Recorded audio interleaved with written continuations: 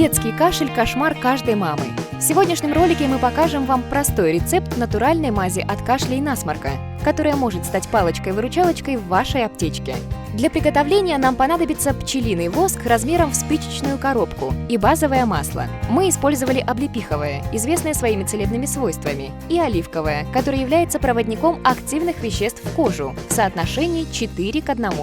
Облепиховое масло можно заменить на кукурузное, масло из зверобоя или календулы. Готовится мазь на паровой бане.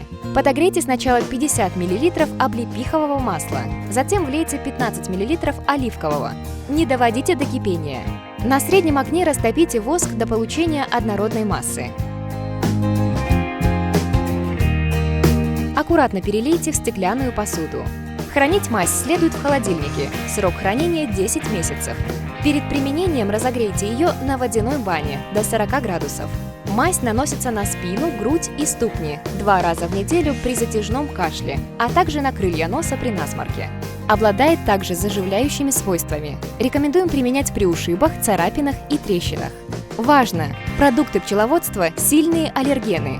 Обязательно убедитесь в том, что у ребенка нет аллергии на компоненты мази. И перед применением проконсультируйтесь с вашим педиатром. Если вам понравилось наше видео, не забывайте ставить пальчики вверх и подписывайтесь на наш канал. До встречи в новых выпусках!